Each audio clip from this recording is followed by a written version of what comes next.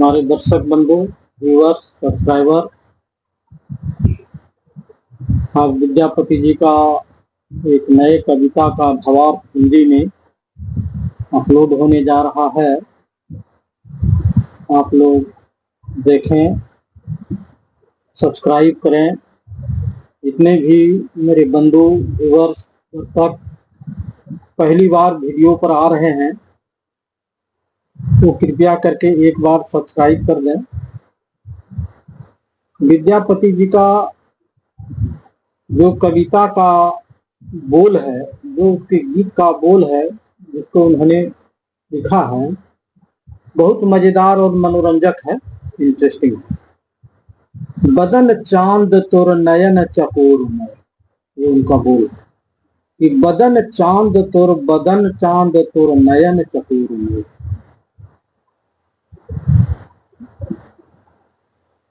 इस गीत को, जिसे हम मैथिली कोकिल कहते हैं, हमारे माननीय विद्यापति जी पदावली में संकलित, जिन्होंने रूपों का वर्णन किया है और कितना सुविचार ढंग से, कहीं कोई गलत इरादा नहीं, एकदम सुविचार ढंग से उन्होंने किसी के रूप का अखंड वर्णन किया। और इस गीत का जो भी मतलब है वह किसी के प्रशंसा में ही है और इसमें भी भक्ति भाव छिपा हुआ है। यह भी एक प्रकार से कृष्ण और राधा के प्रेम से ही जुड़ा हुआ है।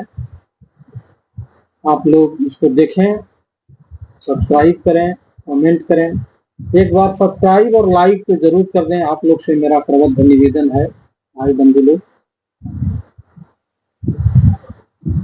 विद्यापति जी कहते हैं कि हे सुंदरी, तुम्हारा बदन चंद्रमा के समान सुंदर है। हे सुंदरी, तुम्हारा बदन चंद्रमा के समान सुंदर है और मेरे नयन चकोर के समान है।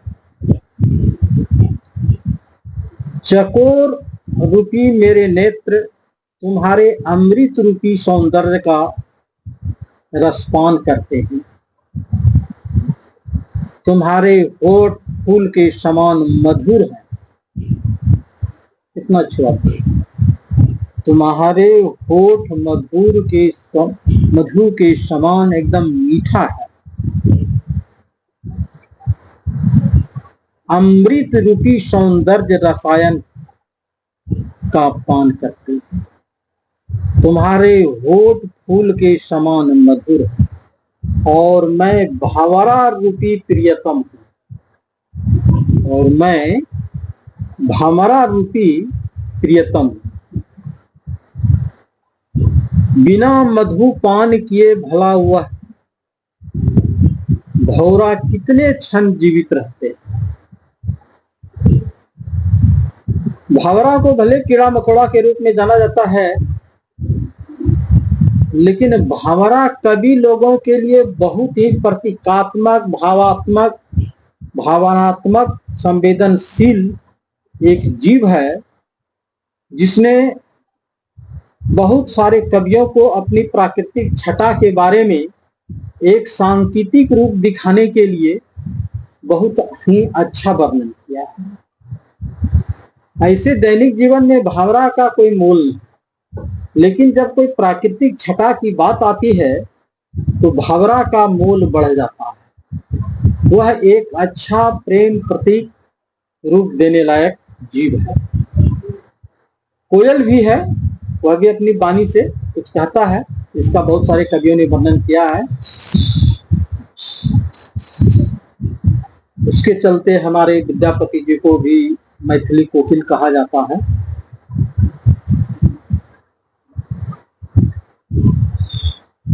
तुम्हारा मन पाषाण यानी मतलब पत्थर से गढ़ा हुआ है। तुम किसी को भी शोभायमान अर्थात ठीक ढंग से हंसकर खुले मन से कुछ भी उत्तर नहीं देती हो, इसलिए कि तुम बहुत ज्यादा ही सुंदर हो।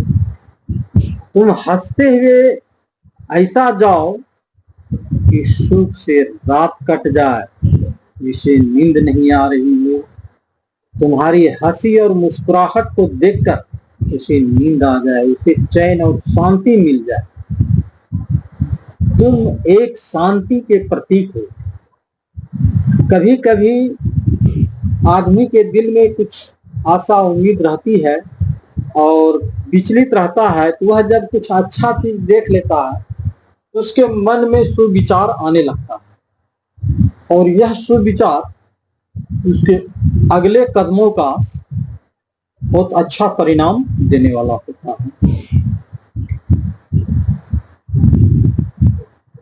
तुम हंसते हुए ऐसे जाओ कि सुख से रात कटे। तुम दूसरों के मुंह की बात नहीं सुनते और न ही उस पर अपने मन का विचार करती हो, और तुम न इस रसिक की प्रेम युक्त बात को समझती हो। अपने काम को स्वयं कहने से और अधिक लज्जा होती है और ज्यादा अस्पष्ट बोलने से स्वयं की आदर हानि होती है। कवि विद्यापति जी कहते हैं कि अरे युवती सुन, भले ही तुम इस प्रेम को न मानो, लेकिन लक्ष्मा देवी के पति राजा शिव सिंह रूप नारायण यह जानते हैं। इस प्रकार के भावनाओं से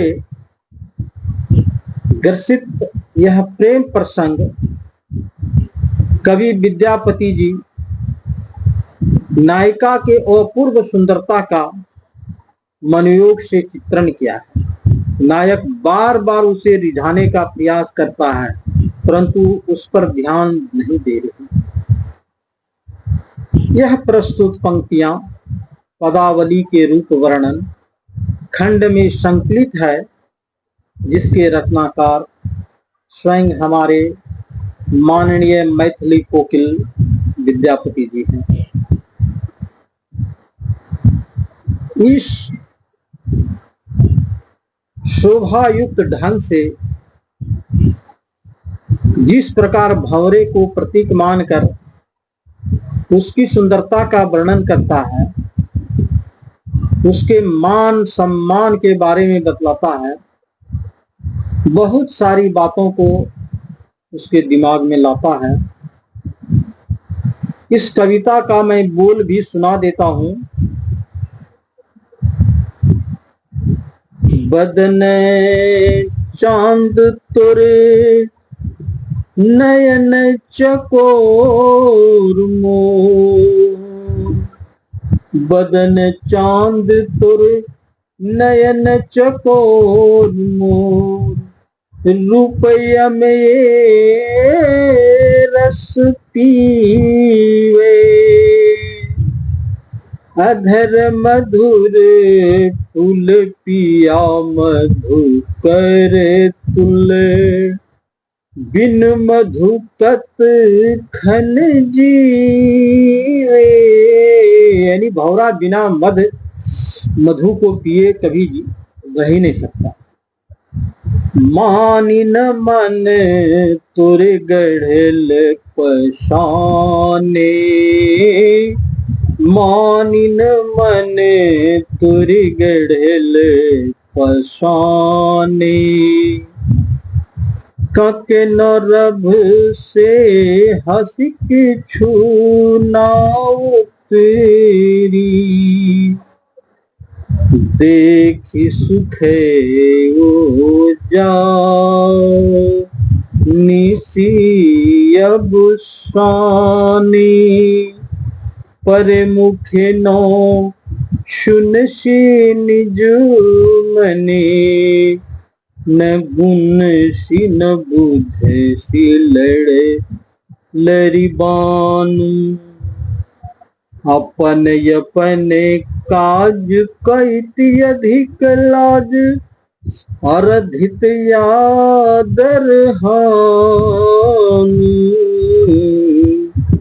अरधित यादर हानि कवि धन विद्यापति अरे रे सुनु जुबती नहे नूतन भेल मानी लखिमा देहपति शिव सिंह नरपति रूप नारायणी जानी।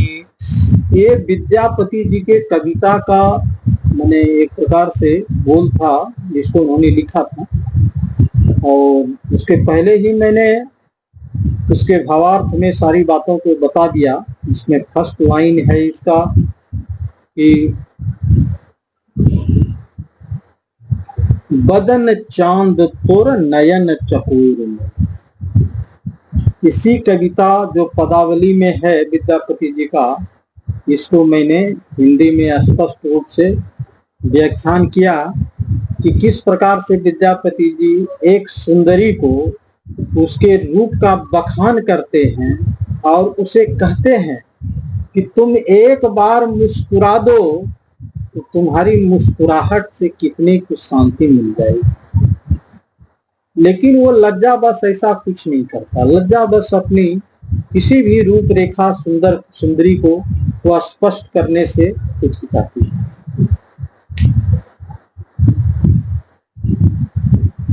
इसलिए इसमें बहुत ज्यादा कुछ कहना नहीं है, और हम आप लोग से यही चाहते हैं कि जितने भी हमारे बंधु लोग पहली बार वीडियो पर आवे तो एक बार सब्सक्राइब और लाइक जरूर कर दें।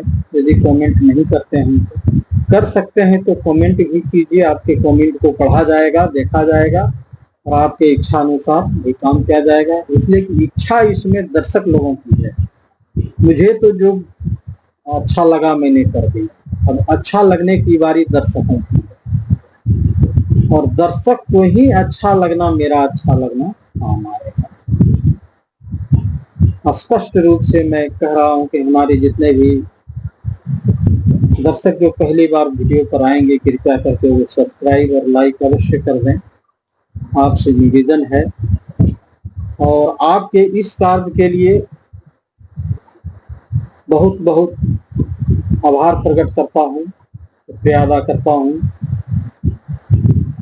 आपका तहे दिल से स्वागत भी करता हूँ। जय हिंद, जय